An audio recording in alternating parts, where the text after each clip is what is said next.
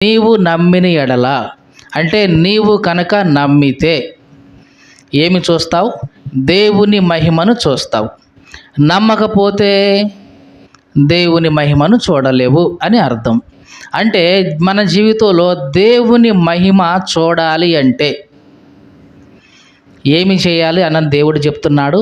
నమ్మాలి. ఇంతే, ఇంకా ఏమీ చేయనక్కర్లేదు. నిజంగా నీ జీవితం పట్ల కానీ, నీ కుటుంబం పట్ల కానీ, నీ బిడ్డల పట్ల కానీ, నీవు చేసే పని విషయంలో కానీ, చేసే వ్యాపార విషయంలో కానీ, ఏదైనా సరే దేవుని మహిమ కనబడాలి, దేవుని మహిమ అక్కడ చూడాలి అనుకుంటే నీవేం చేయాలి? నమ్మాలి. అంతే. ఇక ఏమి నమ్మాలి? దేవుడు ఏదైనా చేయగలడు అని నమ్మాలి. ఏమంటున్నాం? నమ్మాలి. నమ్మకపోతే దేవుడు ఏమీ చెయ్యడు. మార్కు సువార్త 9వ అధ్యాయం 23వ వచనంలో యేసు ప్రభు అంటాడు. ఏమంటాడంటే, నమ్ముట నీ వలనైతే నమ్మువానికి సమస్తము సాధ్యమే. అంటే నమ్మటం నీకు చేతనైతే, నువ్వు ఎవరినైతే నమ్ముతున్నావో, అంటే యేసుక్రీస్తు, ఆయనకు సమస్తము సాధ్యమే. ఇది యేసు ప్రభు చెప్తున్నాడు. ఎందుకు చెప్తున్నాడు అంటే, నీవు నమ్మితే దేవుని మహిమను చూస్తావు. నమ్మాలి. ఏమి నమ్మాలి? ఆయనకు అసాధ్యమైంది ఏదీ లేదు అని నమ్మాలి. ఆయన ఏదైనా చేయగలడు అని నమ్మాలి. ఏదైనా చేయగలడంటే ఏదైనా చేయగలడు. ప్రకృతికి అతీతమైనది కూడా చేయగలడు. సైన్స్కు అందని విషయాలు కూడా ఆయన చేయగలడు. అంటే మనకు బాగా తెలుసు, పాత నిబంధనలో ఒకసారి చూస్తే యోనా విషయంలో, యోనాకి నీడనివ్వటానికి దేవుడు రాత్రికి రాత్రి ఒక సొర చెట్టును మొలిపించాడు. రాత్రికి రాత్రే సొర చెట్టును మొలిపించాడు. ఆ సొర చెట్టు పెరిగింది, పెద్ద అయ్యింది, పువ్వులు పూసింది, కాయలు కాసింది. యోనా ఉన్న ఆ పందిరి చుట్టూ అల్లుకుంది, నీడొచ్చేసింది. ఎన్ని రోజులు పట్టింది? ఒక రాత్రి. రాత్రికి రాత్రి, తెల్లారేసరికి అంతా రెడీ అయిపోయింది. మరి ప్రకృతి పరంగా మనం చూస్తే ఒక సొర చెట్టు విత్తనం వేసి అది మొలవడానికే 3 రోజులు పడుతుంది. అవునా కాదా? విత్తనం వేసిన తర్వాత ఆ విత్తనం భూమిలోకి వెళ్ళి అది కుళ్ళిపోయి దాంట్లో నుంచి జీవం బయటకు వచ్చి కనీసం మొక్క బయటకు రావాలంటేనే 3 రోజులు పడుతుంది. మరి అది పెరిగి పెద్ద అయ్యి పువ్వులు కాయలు కాసి పందిరు చుట్టూ అల్లుకోవాలంటే కనీసం 3 నెలలు పడుతుంది. ఇంత సమయం ప్రకృతి పరంగా జరిగితే తప్ప ఆ చెట్టు అంతగా పెరగదు. కానీ దేవుడు ఏం చేస్తున్నాడు? రాత్రికి రాత్రే చేసేసాడు. ఇది దేవుడు చేయగలిగింది. అసాధ్యమైందంటూ దేవుడికి లేదు. ఇంకా మనకు బాగా తెలుసు, కానా వివాహపు బిందులో నీళ్లను ద్రాక్షారసంగా మార్చాడు యేసు ప్రభు. నిజానికి ద్రాక్షారసం రావాలి అంటే ఏం చేయాలి? ముందు ద్రాక్ష పంట వేయాలి, అది పండాలి, పండిన తర్వాత గెలలు కోయాలి, వాటిని ద్రాక్ష గానుగలో వేసి తొక్కాలి, తొక్కిన తర్వాత రసం తీయాలి, తీసిన రసాన్ని మళ్ళీ భద్రం చేయాలి, భద్రం చేసిన తర్వాత కొన్ని సంవత్సరాలు ఆగితే మంచి రుచిగల ద్రాక్ష రసం బయటకు వస్తుంది. మరి ఇన్ని సంవత్సరాలు దేవుడు చూశాడా? లేదే. ఒకే ఒక్క నిమిషం కూడా కాదు, రెప్పపాటులోనే ద్రాక్ష రసాన్ని తయారు చేశాడు. ఇది దేవుడు చేయగలిగింది. ఏమైనా చేయగలడు అని మనం నమ్మాలి. అప్పుడు దేవుడు చూస్తాడు. దేవుడు ఏమైనా చేయగలడు అని మనం నమ్మగలిగితే మన జీవితంలో ఏదైనా సరే అసాధ్యమైనది ఉండదు. ఇది యేసు ప్రభు అక్కడ ఉన్న స్త్రీకి చెప్తా ఉన్నాడు. యేసు ప్రభు ఒక ఇంటిలోకి వెళ్ళి ఎప్పుడు నివాసం చేస్తూ ఉండేవాడు, బస చేస్తూ ఉండేవాడు. అది ఎవరి ఇల్లు అంటే మరియా, మార్తా, లాజరు ముగ్గురు నివసించే ఇల్లు. ఒకప్పుడు ఈ మరియకి 7 దయ్యాలు పట్టినాయి. అట్లాంటి 7 దయ్యాలు పట్టిన ఈ మగ్దలేనే మరియ బాధపడతా ఉంటే యేసు ప్రభు ఆమెలో నుంచి ఆ 7 దయ్యాలు వెళ్ళగొట్టేశాడు. అప్పటి నుండి యేసు ప్రభు ఆ ఇంటికి మంచి అతిథిగా వాళ్ళు చేసుకున్నారు. యేసు ప్రభు ఆ దారిని వచ్చినప్పుడల్లా వాళ్ళ ఇంట్లో ఉంటూ ఉండేవాళ్ళు. యేసు ప్రభు వచ్చినప్పుడల్లా వీళ్ళు చక్కగా ఆయన్ని ప్రేమించి ఆయనకు ఆతిథ్యం ఇచ్చి ఆయన శిష్యులను స్వీకరించి ఎంతో మంచిగా చూసుకునేవాళ్ళు. అట్లాగా యేసు ప్రభు ఆ కుటుంబంలో ఉన్న ముగ్గురిని ప్రేమించాడు. మరియను ప్రేమించాడు, మార్తను ప్రేమించాడు. వాళ్ళిద్దరికీ కూడా ఒక సహోదరుడు ఉన్నాడు, లాజరు. అతన్ని కూడా ఇంకా బాగా ప్రేమించాడు. ఈ లాజరుతో అయితే ఇంకా ఎంతో అన్యోన్యంగా ఉండేవాడు. అట్లాగా యేసు ప్రభు లాజర్ని ప్రేమించాడు, లాజరు యేసు ప్రభువుని ప్రేమించాడు. ఆ కుటుంబం అంతా అన్యోన్యంగా ఉంది. యేసు ప్రభు వస్తూ పోతూ ఉన్నప్పుడల్లా ఆ ఇంట్లో ఉంటూ ఉండేవాడు. ఒకానొక సమయంలో యేసు ప్రభు పరిచర్య చేయడం కోసం వేరే ప్రాంతానికి వెళ్ళాడు. వెళ్ళిన ఆ ప్రాంతం ఈ మార్తా మరియా ఉన్న ఆ బేతనియా నుండి దాదాపుగా 2 రోజుల ప్రయాణం, అంత దూరం అది. ఈ రోజుల్లో అంటే బండ్లు బస్సులు అన్నీ ఉన్నాయి. ఆ రోజుల్లో ప్రయాణ వాహనాలు లేవు కాబట్టి కాలినడకనే వెళ్ళేవాళ్ళు. అంటే వీళ్ళున్న బేతనీకి యేసు ప్రభు వెళ్ళిన ఆ ఊరికి దాదాపుగా 2 రోజుల ప్రయాణం. ఈ కొంతకాలమైన తర్వాత యేసు ప్రభు పరిచర్య చేస్తూ ఉన్నాడు అక్కడ. ఇక్కడ ఈ లాజర్కి ఏదో చిన్న జబ్బు వచ్చింది, రోగం వచ్చింది. జాగ్రత్తగా చూడండి. అప్పటిదాకా సంతోషంగా ఉంది ఆ ఇల్లు. యేసు ప్రభు వెళ్ళిన కొంతకాలం తర్వాత లాజర్కి ఏదో జబ్బు చేసింది, రోగం వచ్చింది. సరే, యేసు ప్రభు అంటే మరి లాజర్కి కూడా ఇష్టము. లాజర్ అన్న యేసు ప్రభుకి ఇష్టమే కదా. యేసు ప్రభు కబురు పెడదాం, ఆయన వచ్చి లాజర్ను స్వస్థపరుస్తాడు కదా అని ఈ మరియా మార్తా ఇద్దరు ఏం చేశారంటే ఒక వ్యక్తిని చెప్పి, ఈ వార్త అయ్యా కాస్త యేసు ప్రభు అక్కడ ఉన్నారంట ఆ ఊరిలో, నువ్వు వెళ్ళి ఇట్లాగా లాజరు రోగిగా ఉన్నాడు, చచ్చిపోవడానికి రెడీగా ఉన్నాడు, సావసిద్ధంగా ఉన్నాడు, కాస్త వెళ్ళి చెప్పాయా అని పంపించారు. వీళ్ళు వెళ్ళి యేసు ప్రభువుకి ఆ విషయం చెప్పారు. అయ్యా, నీవు ప్రేమించే లాజరు ఆ రోగి అయ్యాడు, చావడానికి సిద్ధంగా ఉన్నాడు, కొద్ది రోజుల్లో చనిపోతాడు, కాస్త రాయ్యా అని చెప్పారు విషయం. వీళ్ళు చెప్పి సరే మీరు వెళ్ళండి అని యేసు ప్రభు అన్నాడు. వాళ్ళు వెళ్ళారు. వాళ్ళు వెళ్ళిన తర్వాత కూడా ఇంకొక 2 రోజులు అక్కడే ఉన్నాడు యేసు ప్రభు, రాలేదు. మనం అనుకుంటాం, ఏంటండి యేసు ప్రభు నిజంగా లాజర్ని ప్రేమించాడా? ప్రేమిస్తే అవునా కాదా? ప్రేమిస్తే వార్త వినగానే ఏం చేయాలి చెప్పండి? ఏం చేయాలి? వెంటనే అన్ని వదిలేసి పరిగెత్తుకుంటూ రావాలి. ప్రేమ అంటే అదే కదా మరి మన భాషలో. కానీ యేసు ప్రభు అట్లా రాలేదు. ఇంకా ఏమన్నాడంటే యేసు ప్రభు ఆ మాట చెప్పినప్పుడు, యోహాను సువార్త 11వ అధ్యాయం 4వ వచనం, యేసు అది విని, ఈ వ్యాధి మరణము కొరకు వచ్చినది కాదు కానీ దేవుని కుమారుడు దాని వలన మహిమపరచబడినట్లు దేవుని మహిమ కొరకు వచ్చింది. ఏమంటున్నాడు? లాజర్కు వచ్చిన వ్యాధి మరణం కోసం వచ్చింది కాదు, దేవుని మహిమ కోసం వచ్చింది ఈ వ్యాధి అంటున్నాడు. ఈ మాట ఎట్లా ఉంది? ఎవరైనా సరే, ఎవరైనా రోగగ్రస్తులై ఉండి ఒక వ్యాధి వచ్చి, అమ్మా నీ వ్యాధి దేవుని మహిమ కోసం వచ్చింది అంటే ఎట్లా ఉంటుంది? నేను నా వ్యాధితో ఎంత బాధపడుతుంటే, నాకు రోగంతో రొప్పుతో నేను ఎంత బాధపడుతుంటే ఎంత మాట దేవుని మహిమ కోసమా ఇది? అంటే నేను బాధపడితే దేవుడికి మహిమ అని ఇట్లాగా నెగిటివ్గా ఆలోచించేవాడు లోకంలో చాలామంది ఉన్నారు. నిజమే, చాలాసార్లు మనం ఏమనుకుంటామంటే మనకు వచ్చిన రోగం కానీ, మనకు వచ్చిన కష్టం కానీ, మనకు వచ్చిన శ్రమ కానీ ఇది దేవుని మహిమ కోసం వచ్చిందేమో అని ఆలోచించడానికి చాలా కష్టపడతాం. మరి ఇదేమి ఆలోచిస్తాం?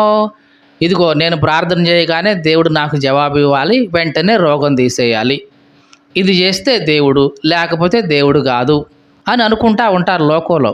కానీ కొన్నిసార్లు మనకు వచ్చే రోగాలు కానివ్వండి, శ్రమలు కానివ్వండి, కష్టాలు కానివ్వండి, నష్టాలు కానివ్వండి, ఇవన్నీ దేవుని మహిమ కోసమే వస్తాయి. ఎందుకంటే ఆ కష్టం ద్వారా, ఆ రోగం ద్వారా, ఆ శ్రమ ద్వారా నీవు ఇంకా ఆత్మీయంగా అభివృద్ధి పొందడం కోసం, దేవునికి ఇంకా దగ్గర అవ్వడం కోసం దేవుడు నీకు వాటిని అనుమతిస్తూ ఉంటాడు. ఉదాహరణకి యోబు జీవితంలో చూడండి, యోబుకి ఎంత శ్రమ ఇచ్చాడు, ఎంత శ్రమ పడ్డాడు యోబు. ఒకే ఒక్క రోజులో ఆ దేశమంతా కూడా ఐశ్వర్యవంతుడిగా ఉన్న యోబు ఒకే ఒక రోజులో ఆ దేశమంతట్లో కూడా నిష్ఠ దరిద్రుడైపోయాడు. మీకు తెలుసా అండి, ఊజు దేశంలో యోబు అంత ఐశ్వర్యవంతుడు లేనే లేడు. అతనికున్న పనివాళ్ళు కానివ్వండి, అతనికున్న దాసి జనం కానివ్వండి, అతనికున్న గొర్రెలు, ఎడ్లు ఇవన్నీ చూస్తే అసలు ఊజు దేశంలో యోబు అంత ధనవంతుడు లేనే లేడు. ఇది దేవుని వాక్యంలో రాయబడి ఉన్న మాట. కానీ ఒకే ఒక్క రోజులో యోబుకున్న ఆస్తి మొత్తం పోయింది. పశువులన్నీ పోయినాయి, పని వాళ్ళందరూ చచ్చిపోయారు. చివరికి 7 కొడుకులు చనిపోయారు, 3 కుమార్తెలు చనిపోయారు. 10 మంది సంతానం అంతా ఊడ్చిపెట్టుకొని పోయింది ఒక్క రోజులో. ఆస్తి మొత్తం ఊడ్చిపెట్టుకొని పోయింది ఒక్క రోజులో. మనమే గనక అట్లాంటి పరిస్థితుల్లో ఉంటే ఏమనుకుంటాం? అసలు ఏం దేవుడు, ఏం పత్తి కట్టే, ఇదే కదా మన నోట్లోంచి వచ్చే మాటలు.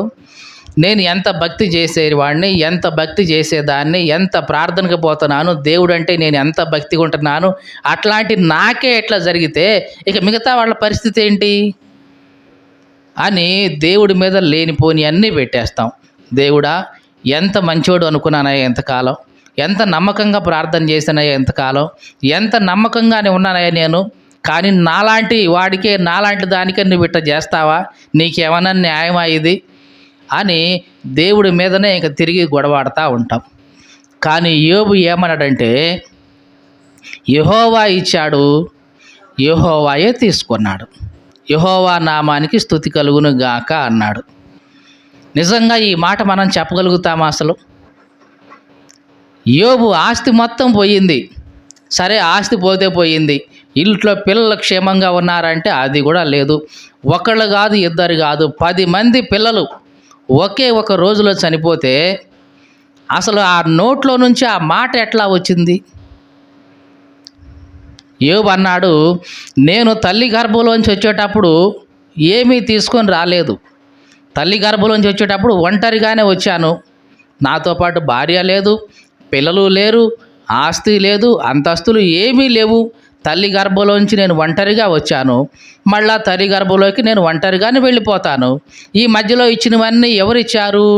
దేవుడే ఇచ్చాడు, దేవుడే తీసుకొని పోయాడు. కాబట్టి ఆయనవే, దేవుని నామానికి స్తోత్రం కలుగునుగాక అన్నాడు. చూడండి, యోబు ఎటువంటి మనసు ఉందో. అంటే యోబు యొక్క మనసులో ఏముంది? ఏదైనా సరే దేవుని మహిమ కోసమే అని అనుకున్నాడు యోబు.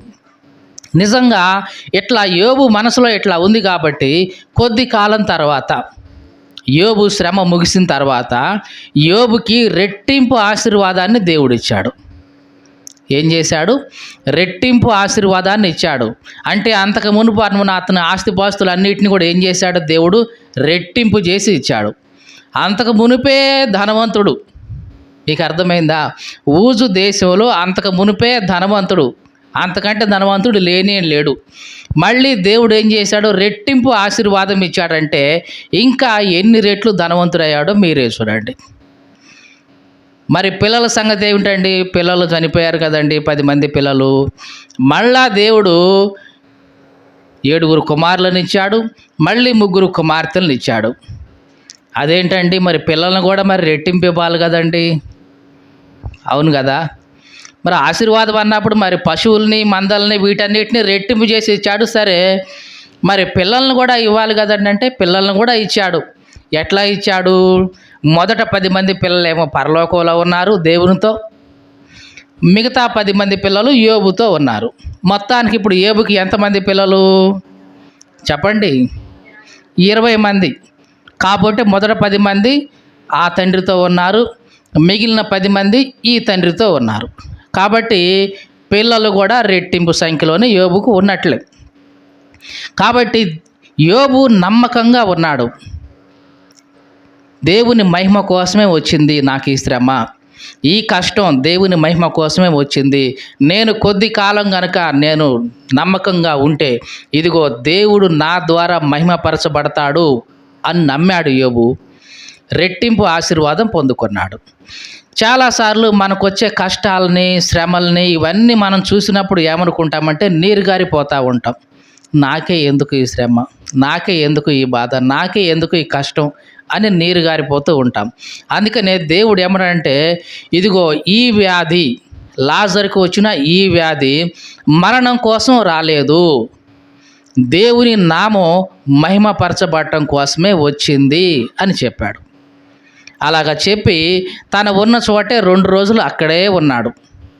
2 రోజుల్లో ఈ లోపల ఏం జరిగిందంటే, ఇక్కడికి ఈ చెప్పడానికి బయలుదేరిన వ్యక్తులు బయలుదేరగానే ఇక్కడ లాజరు చనిపోయాడు.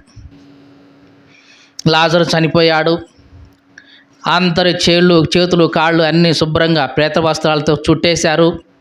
సమాధి పెట్టెలో పెట్టారు. ఆ సమాధిని ఇట్లాగా తీసుకెళ్ళిపోయారు.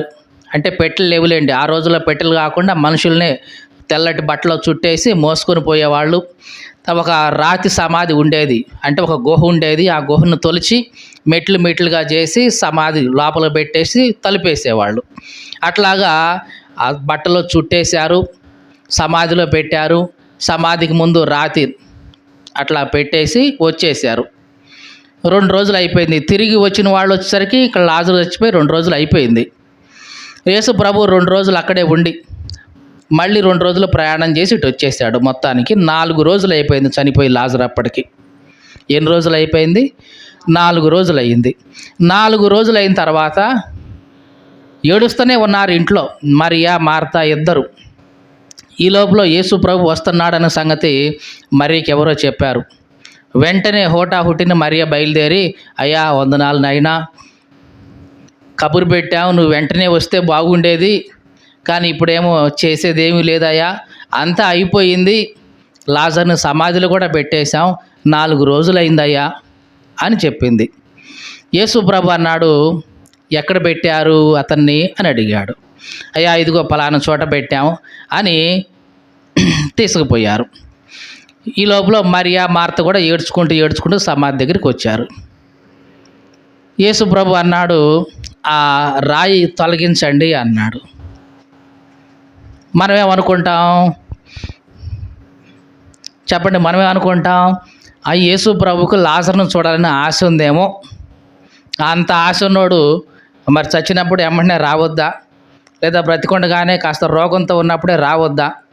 చచ్చిన తర్వాత 4 రోజులు పెట్టిన తర్వాత ఇప్పుడు రాయి తీసి చూస్తారంటే ఏముంది ఉపయోగం అని అనుకుంటాం. ఎప్పుడైతే రాయి తొలగించండి అన్నాడో, పక్కనే ఉన్న లాజరు సహోదరి అంటుంది, అయ్యా చచ్చిపోయి 4 రోజులు అవుతుంది. ఎన్ని రోజులు? 4 రోజులు అవుతుంది. వద్దులే అయ్యా, కంపు కొడతా ఉంటాడు. ఎట్లా అంట? కంపు కొడతా ఉంటాడయ్యా, వద్దులే అని అంటుంది. అలా అన్నందుకు ఇప్పుడు యేసు ప్రభు ఈ మాట అంటున్నాడు. చదువుదా ఆ మాట. అందుకు యేసు, నీవు నమ్మిన ఎడల దేవుని మహిమను చూస్తావు అని నేను నీతో చెప్పాను కదా అని అంది.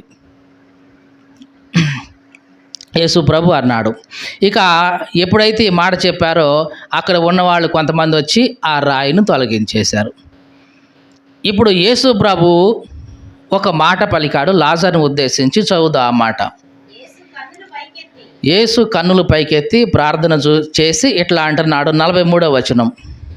లాజరు, ఆయన ఇలాగూ చెప్పి లాజరు బయటికి రమ్మని బిగ్గరగా చెప్పగా, చనిపోయిన వాడు కాళ్ళు చేతులు ప్రేత వస్త్రములతో కట్టబడిన వాడై వెలుపలికి వచ్చెను.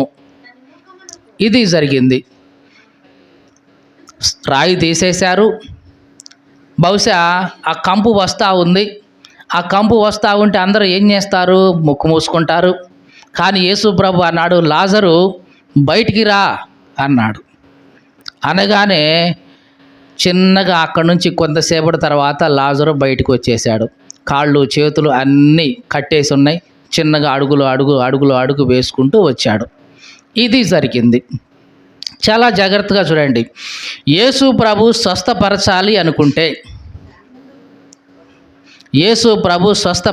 అనుకుంటే లాజరు రోగిగా ఉన్నప్పుడే స్వస్థపరచగలడు. అవునా కాదా? ఒకవేళ స్వస్థపరిస్తే ఏమనుకుంటారు? ఏముందులే, రోగంతో ఉన్నాడు, ప్రార్థన చేశాడు, తగ్గిపోయింది, అది ఎంత గొప్ప విషయమా అని ఉండేవాళ్ళు. లేదు, మరణించిన వెంటనే వచ్చి ఉంటే, మరణించిన వెంటనే చాలామందిని బాగు చేశాడులే, యాయిరు కుమార్తెను లేపలేదా, నాయని విధవరాలు కొడుకుని లేపలేదా, అట్లాగే లాజరును కూడా లేపాడు ఇదే ఉందిలే, అందరికీ చేసినట్టే ఈయనకు కూడా చేశాడు అని తీసి పడేసి ఉండేవాళ్ళు. సమాధి చేసిన తర్వాత అప్పుడు లేపితే యూదుల్లో ఉన్న నమ్మకం ఏంటంటే, ఎవరైనా సరే వ్యక్తి చనిపోతే ఆ వ్యక్తి యొక్క ఆత్మ ఆ దేహం చుట్టే 3 రోజులు అట్లాగే తిరుగుతూనే ఉంటుందంట. అది యూదుల యొక్క నమ్మకం. మీకు అర్థమైందండి? యూదులు ఏమి నమ్మేవాళ్ళంటే, ఎవరైనా వ్యక్తి చనిపోతే వాళ్ళ ఆత్మ వాళ్ళ దేహం చుట్టూ 3 రోజులు అట్లాగే తిరుగుతూ ఉంటుందంట, ఎటు పోకుండా ఉంటుందంట. ఒకవేళ యేసు ప్రభువు లాజరు సమాధి చేసిన తర్వాత వెంటనే 2వ రోజో 3వ రోజో వచ్చేసి లేపితే ఏమని ఉండేవాళ్ళు యూదులు? పెద్ద విశేషమా ఏంటి, ఆత్మ తిరుగుతూనే ఉంది కాబట్టి, ఆ దేహం అక్కడే ఉంది కాబట్టి ఈయనకు వెంటనే ఆత్మను దేహంలోకి ప్రవేశపెట్టుంటాడు, బ్రతికించాడు, ఇది పెద్ద విశేషమా ఏంటి అని కొట్టిపడేసేవాళ్ళు. అవునా కాదా? ఇప్పుడు 3 రోజుల తర్వాత ఆత్మ వెళ్ళిపోతుంది ఇక పరలోకానికి వాళ్ళ నమ్మకం ప్రకారం. 4వ రోజు ఇక ఆత్మ కూడా అక్కడ దగ్గరలో ఉండదు. ఇది వాళ్ళ నమ్మకం. అందుకనే యేసు ప్రభు 4వ రోజు కావాలనే వచ్చాడు. మీకు అర్థమైందండి? 4 రోజులు ఎందుకున్నాడు యేసు ప్రభు అంటే ఇది అన్నమాట విషయం. 3 రోజులు 3వ రోజునే వచ్చి లేపితే యూదులు అనేవాళ్ళు, పెద్ద విశేషమా ఏంటి, ఆత్మ ఇక్కడే తిరుగుతుంది కాబట్టి 3 రోజులు తొందరగా లేపాడు అంటారు. 4వ రోజు వచ్చి లేపాడు కాబట్టి అప్పుడు వాళ్ళు ఆశ్చర్యపోయారు, నిజమే యేసు ప్రభు యొక్క మహిమ గొప్పది అని. ఇదంతా దేనికోసం? దేవుని మహిమ కోసం. ఈ మాటలు వింటున్న ప్రియ సహోదరి సహోదరుడా, నీ జీవితంలో వచ్చిన శ్రమ కానీ, కష్టం కానీ, నష్టం కానీ దేవుని మహిమ కోసమే అని నీవు నమ్మితే తప్పనిసరిగా నీవు దేవుని యొక్క అద్భుతాలను చూస్తావు. నీ జీవితంలో ఏ విషయంలో సరే చూస్తావు. దేవుడు ఏదైనా చేయగలడు. నీ పరిస్థితి ఎట్లా ఉన్నా సరే దేవుడు బాగు చేయగలడు. లాజరుకి యొక్క పరిస్థితిలో 4 విషయాలు ఉన్నాయి. మొదటిది రోగగ్రస్తమైన స్థితి, అవునా కాదా? తర్వాత చనిపోయిన స్థితి, అంటే తర్వాత చనిపోయాడు. తర్వాత సమాధి చేయబడిన స్థితి, తర్వాత కుళ్ళిపోయిన స్థితి. ఈ 4 స్థితులు ఈ లాజర్ విషయంలో మనం చూస్తాం. మొదటి స్థితి ఏమన్నాం? రోగగ్రస్తమైన స్థితి. రోగంతో ఉన్నాడు. చాలాసార్లు మన జీవితాలు కూడా మన స్థితి ఎట్లాగే ఉంటుంది, రోగంతో ఉన్నట్లుగానే. మన ఆత్మీయ జీవితం కానివ్వండి, మన లోక జీవితం కానివ్వండి, ఆర్థిక సంబంధమైన జీవితం కాకుండా ఇట్లా రోగంతో ఉన్న వాళ్ళు ఎట్లాగా కష్టాలు నిట్టూర్పులు పడుకుంటూ లేసుకుంటూ పడుకుంటూ లేసుకుంటూ దగ్గుకుంటూ ఎట్లా ఉంటారో, కొన్నిసార్లు మన ఆత్మీయ జీవితం కానివ్వండి, మన ఇంటి జీవితం కానివ్వండి, కుటుంబ జీవితం కానివ్వండి, సంఘ జీవితం కానివ్వండి, సమాజ జీవితం కానివ్వండి, ఇట్లాగే రోగగ్రస్తంగా ఉంటుంది. పూర్తిగా ఆరోగ్యం కాదు, అలాగని పూర్తిగా చచ్చిన స్థితి కాదు. అట్లాగా పడుతూ లేస్తూ ఉంటాం. అట్లా ఉన్నా సరే దేవుడు బాగు చేయగలడు. ఈ మాటలు వింటున్న ప్రియ సహోదరి సహోదరుడా, ఒకవేళ నీ కుటుంబ జీవితం కానీ, వ్యక్తిగత జీవితం కానీ, ఆత్మీయ జీవితం కానీ, ఆర్థిక సంబంధమైన జీవితం కానీ రోగగ్రస్తమైన స్థితిలో ఉందా? తప్పనిసరిగా దేవుడు బాగు చేస్తాడు, బాగు చేయగలడు. కొంతమంది స్థితి దీనికి మించిన అధ్వాన్నమైన స్థితిలోకి పోతుంది. అంటే సంపూర్ణంగా చనిపోయిన స్థితి. ఇక ఎటువంటి ఆశలు లేవు, ఇక ఉండవు. ఏవండి, నేను చాలా కష్టపడ్డానండి, చాలా చేశానండి, కానీ ఏది కలిసి రాలేదండి. చాలా ప్రయత్నాలు చేశానండి, కానీ ఏది ఫలించలేదండి. చివరికి అప్పులు పాలయ్యానండి. ఆ అప్పులను తీర్చుకునే ఆర్థిక స్తోమత కూడా ఇక లేదండి. ఇక మార్గం ఏమీ లేదండి. ఇక నేను నా కుటుంబం ఆత్మహత్య చేసుకోవడం తప్ప వేరే దారి లేదండి. ఇక పూర్తిగా చచ్చిపోయిన స్థితికి వచ్చేసామండి. ఇక మాకు ఎక్కడ ఏ ఆశ లేదు, ఏ నిరీక్షణ లేదండి. ఇక మేము బ్రతికున్నా చనిపోయిన వాళ్ళ కిందేనండి అనే స్థితిలో ఉన్నా సరే దేవుడు నిన్ను అక్కడి నుంచి కూడా లేవనెత్తగలడు. దేవునికి స్తోత్రం కలుగునుగాక. రోగగ్రస్తమైన స్థితిలో ఉన్నా సరే దేవుడు నిన్ను బాగు చేస్తాడు. మరణావస్థమైన స్థితిలో ఉన్నా సరే దేవుడు నిన్ను బాగు చేస్తాడు. ఆయనకు ఎటువంటి తేడా లేదు. ఆ రోగగ్రస్తం కాబట్టి చాలా ఈజీ, మరణించాడు కాబట్టి లేపడం కష్టం, ఇట్లాంటివి ఏమీ లేవు దేవునికి. చిన్నది పెద్దది తేడా అంటూ ఏమి ఉండదు. మీకు అర్థమైందండి? చిన్న జ్వరాన్ని బాగు చేయటం దేవునికి ఎంత సింపులో మన భాషలో, అలాగే చనిపోయిన ఒక వ్యక్తిని, కుళ్ళిపోయి 4 రోజులు ఉన్న వ్యక్తిని లేపడం కూడా దేవుని దృష్టికి అంతే. మనం అనుకుంటాం ఇదేముందిలేండి, పెద్ద చిన్న విషయమే కదా, జ్వరం వచ్చింది, దేవుడు బాగు చేశాడు, చేయి పట్టుకున్నాడు, దేవుడు పైకి లేపాడు, జ్వరం పోయింది, చిన్న విషయమేలేండి అనుకుంటాం. ఇదైతే పెద్ద విషయం అండి. ఏది మరి కుళ్ళిపోయి 4 రోజుల తర్వాత లేపడం అంటే చాలా పెద్ద సంగతి అండి అనుకుంటాం. కానీ దేవుని దృష్టిలో ఇవి రెండు ఒకటే. ఏదైనా సరే దేవునికి సమానంగానే ఆయన దృష్టిలో. ఈ మాటలు వింటున్న ప్రియ సహోదరి సహోదరుడా, దేవుని దృష్టిలో చిన్న అద్భుతమని పెద్ద అద్భుతమని లేదు. ఏదైనా సరే దేవుడు సునాయాసంగా చేస్తాడు, ఆయన చేయగలడు. ఒకవేళ నీ స్థితి రోగగ్రస్తమైన స్థితిగా ఉన్నా సరే దేవుడు నిన్ను లేవనెత్తాడు. లేదండి నా స్థితి ఇంకా అధ్వానం అయిపోయింది, మరణావస్థలోకి వచ్చేసాను, ఇక నాకు వేరే అవకాశం లేదు, ఆధారం లేదు, హోప్స్ లేదు, నిరీక్షణ లేదండి, ఇక నేను బ్రతికిన చచ్చిన కింద లెక్కండి అనే స్థితిలో ఉన్నా సరే దేవుడు నిన్ను పైకి లేవనెత్తగలడు. ఇంకొకళ్ళు అంటారు, ఏవండి నా స్థితి అట్లాంటి స్థితి కాదండి, చివరికి సమాధి చేసిన స్థితి అండి. మొదటిదేమో రోగగ్రస్తమైంది, రెండోదేమో మరణావస్థ, మూడవది సమాధి చేసేశారు, ఇక ఎవరు చేరడానికి లేదు, ఎవరు పోవటానికి లేదు. మరణించినప్పుడైతే చూడడానికి ఉంది నలుగురు వచ్చి కదా, మరి సమాధి చేస్తే ఇక ఎవరు దగ్గరికి పోయేది లేదు. అదేంటి నా పరిస్థితి. ఎవరు నా దగ్గరికి రావట్లేదండి, చూడడానికి కూడా రావట్లేదండి, మళ్ళీ చూస్తే నేను వాళ్ళని ఏదైనా సహాయం అడుగుతానేమో అని. అంతే కదండి, చాలామంది అనుకుంటారు వాడు అధ్వానమైన స్థితికి పోయిండు, బికారి స్థితికి పోయిండు, ఇప్పుడు వాడిని పోయి మనం పలకరిస్తే కాస్త నాకు సహాయం చేయమని వాడే మనల్ని అడుగుతుడు, లేనిపోయింది ఎందుకు మళ్ళీ అని కొంతమంది దగ్గరికి కూడా పోరు. ఇట్లాంటి స్థితిలో ఉంటారు కొంతమంది. చాలామంది చెప్తూ ఉంటారు మా స్థితి ఇట్లా ఉందండి అంటే. ఎట్లాంటి స్థితి? సమాధి చేయబడిన స్థితి. బంధువులు దగ్గరకు రారు, ఎందుకంటే ఏమైనా అడుగుతారేమో అనే భయంతో. స్నేహితులు దగ్గరకు రారు, వచ్చిన కాడ నుంచి మళ్ళీ లేనిపోని ఇబ్బంది అడుగుతూ ఉంటాడు, మనం ఎక్కడ చేస్తామో ఎదురు అని. ఇట్లాగా బంధువులు స్నేహితులు ఎవరు కూడా దగ్గరికి వచ్చి పరామర్శించలేని పరిస్థితి, అంటే సమాధి చేయబడిన స్థితి. ఈ మాటలు వింటున్న ప్రియ సహోదరి సహోదరుడా, ఒకవేళ నీ స్థితి ఇట్లా ఉందేమో, సమాధి చేయబడిన స్థితిలాగా ఉందేమో, బంధువులు వచ్చి పలకరించేది లేదు, చుట్టూ ఉన్న వాళ్ళు వచ్చి పలకరించేది లేదు, నా అనుకున్న వాళ్ళు, రక్త సంబంధులు, బంధువులు, దూర బంధువులు, దగ్గర బంధువులు, ఇదిగో నా వాళ్ళు, నా తరపున వాళ్ళు అనుకున్న వాళ్ళు కూడా నీ దగ్గర కనీసం పరామర్శించడానికి కూడా రాలేని స్థితి. పరామర్శించడానికి వస్తే ఎక్కడ ఏమడుగుతాడో ఎందుకు అని అట్లాగే చూసి కూడా దూరంగా పోయే స్థితి ఉంటే అది సమాధి చేయబడిన స్థితి. మనకి లూకాసు వార్త 10వ అధ్యాయంలో ఒక హెబ్రీయుడు బాటసారి ప్రయాణమే వెళ్తూ ఉంటాడు.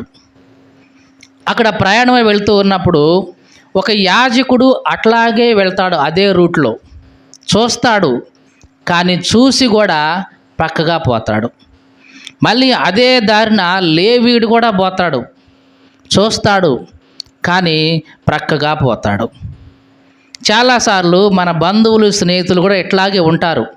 వాళ్ళు మన దగ్గరికి వస్తారు, కానీ చూస్తారు, వెళ్ళిపోతారు, కనీసం సహాయం చెయ్యని కూడా చేయరు. ఏమండి, చూసిన వాళ్ళు పడిపోయిన బాటసారే కదా, కాస్త వాడిని లేపి కాస్త ఏదైనా పరిచర్య చేయొచ్చు కదా, చేస్తే ఆడ మళ్ళీ మన మీదకి వచ్చిద్దో, ఈడే కొట్టి చంపేసి ఆడ ఎరగనట్టు మళ్ళీ పరిచర్య చేస్తున్నాడండి, మళ్ళీ మన మీద ఆడేస్తారో లేనిపోయిందని వాళ్ళు చూసి కూడా పక్కగా పోయారు. ఎవరెవరు చూసి పక్కగా పోయింది? యాజకుడు అట్లాగే పోయాడు, లేవీయుడు అట్లాగే పోయాడు. ఈ యాజకుడు లేవీయుడు ఎవరు అనుకుంటున్నారు? హెబ్రీయుడికి దగ్గర వాళ్ళు, బంధువులు, రక్త సంబంధులు. ఇట్లాంటి వాళ్ళే ఏం చేశారు? చూసి ప్రక్కగా పోయారు. నిజంగా సమాధి చేయబడిన స్థితి అది. నా అనుకున్న వాళ్ళు, నా రక్త సంబంధులు అనుకున్న వాళ్ళు, బంధువులు అనుకున్న వాళ్ళు, స్నేహితులు అనుకున్న వాళ్ళు చూసి కూడా దగ్గరికి రాకుండా పక్కగా పోయే స్థితి, ఇది సమాధి చేయబడిన స్థితి. ఇట్లాంటి స్థితిలో ఉన్నా సరే, ఈ మాటలు వింటున్న ప్రియ సహోదరి సహోదరుడా, నీ స్థితి ఎట్లాగున్నా సరే దేవుడు నిన్ను లేవనెత్తగలడు, బాగు చేయగలడు. అలా పడిపోయిన అతన్ని దేవుడు లేవనెత్తాడా లేడా? సమరయుడు రూపంలో దేవుడు వచ్చాడు, అతన్ని లేవనెత్తాడు, తీసుకెళ్ళాడు, మళ్ళీ సపర్యలు చేశాడు, మంచి వ్యక్తిగా మార్చాడు. అవునా కాదా? నిన్నైనా సరే, అట్లాంటి స్థితిలో ఉన్న నిన్నైనా సరే దేవుడు లేవనెత్తుతాడు. దేవునికి స్తోత్రం కలుగునుగాక. ఇక 4వ స్థితి ఏమిటి? మొదటిది ఏమన్నాం? రోగంతో ఉన్న స్థితి. రెండవది మరణావస్థలో ఉన్న స్థితి. మూడవది సమాధి చేయబడిన స్థితి. 4వది కుళ్ళిపోయిన స్థితి. అనుకుంటారు, ఏమండి మొదటి స్థితిలో అంటే కొంచెం పర్లేదండి, దేవుడు లేవనెత్తాడని ఒక నమ్మకం ఉంది. ఆ 2వ స్థితిలో అయినా సరే, చనిపోయిన స్థితిలో అయినా సరే దేవుడు లేవనెత్తాడని కొంచెం నమ్మకం ఉందండి. ఆ సమాధి చేయబడిన స్థితిలో అయినా సరే, ఇదిగో దేవుడు ఏదో ఒక రూపంలో వచ్చి సహాయం చేసి లేవనెత్తాడని ఒక నమ్మకం ఉందండి. కానీ సమాధి చేయబడి కుళ్ళిపోయానండి నేను.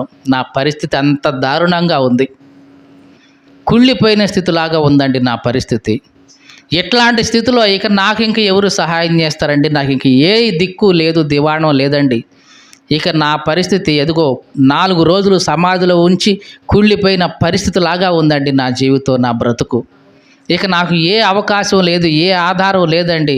ఇక నాకు ఇదిగో ఆత్మహత్య చేసుకోవడం తప్ప నాకు దిక్కు లేదండి ఇక అని నువ్వు అనుకున్నా సరే, కుళ్ళిపోయిన స్థితిలో ఉన్నా సరే దేవుడు నిన్ను లేవనెత్తగలడు. దేవునికి స్తోత్రం కలుగునుగాక.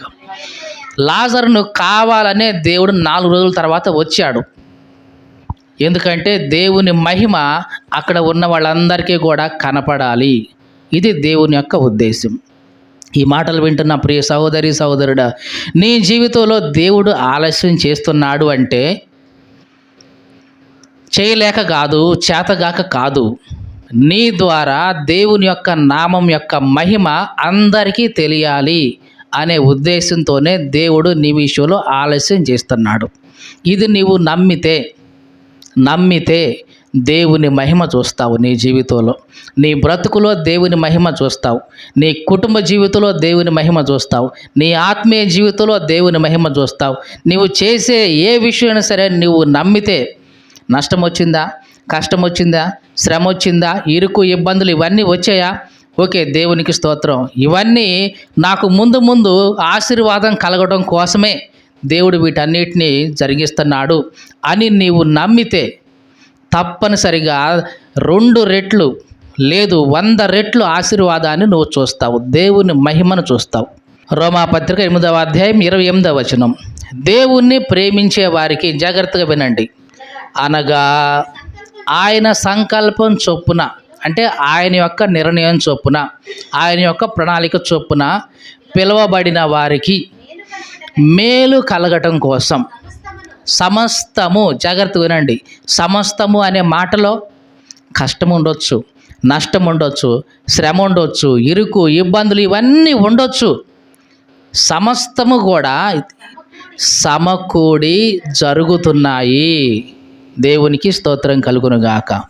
నీకు మేలు కలగడం కోసమే, నీకు ఆశీర్వాదం కలగడం కోసమే దేవుడు వీటన్నిటినీ కూడా సమకూర్చి జరిగిస్తున్నాడు. ఇది నీవు నమ్మితే, ఇదిగో నా మేలు కోసమే. కష్టం వచ్చిందా? నా మేలు కోసమే. ఎవరైనా నన్ను నిందించారా? నా మేలు కోసమే. ఎవరైనా దూషించారా నన్ను? నా మేలు కోసమే. ఏమో వీళ్ళు మాట్లాడిన ఆ దూషణ మాటలకు ప్రతిగా దేవుడు నాకు ఆశీర్వాదం ఇస్తాడేమో అని ఇట్లాగా నీవు నమ్మితే తప్పనిసరిగా దేవుని మహిమ చూస్తావు. దావీదు అట్లాగా నమ్మాడు. దావీదు తన కొడుకు నుంచి దూరంగా పోతున్నప్పుడు, అంటే తన కన్న కొడుకే తను తరుముతున్నాడు. ఆ తరుముతావుని ఎంతో బాధలో ఉండే దావీదు పారిపోతుంటే పనికి మాలిన ఒకడు వచ్చాడు, షిమి అనేవాడు.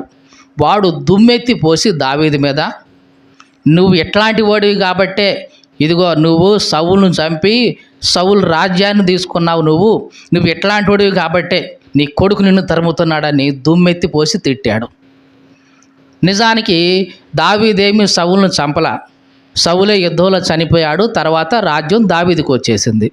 కానీ వీడు తెలియక దుమ్మెత్తి పోసి మరీ తిట్టాడు. దావీదు పక్కనే ఉన్న సైన్యాధిపతి అభిషేక్ అన్నాడు, రాజా నువ్వెంత వీడెంత, కుక్కలాంటోడు వీడు. వీడు నిన్ను తిడతా ఉంటే, దుమ్మెత్తి పోసి తిడతా ఉంటే నువ్వు మౌనంగా ఉంటావేంటి? నువ్వు అను, వాడి తలకాయ దిగేసి నీ కాళ్ళ దగ్గర పడేస్తా అన్నాడు. దావీదు అన్నాడు, ఏమీ అనొద్దు. బహుశా అతను మాట్లాడిన శాపగ్రస్తమైన మాటలకి బహుశా దేవుడు నాకు ఆశీర్వాదం ఇస్తాడేమో. మాట్లాడిని, కాముగా ఉండు, ఏమనొద్దు అతన్ని అని వదిలేశాడు.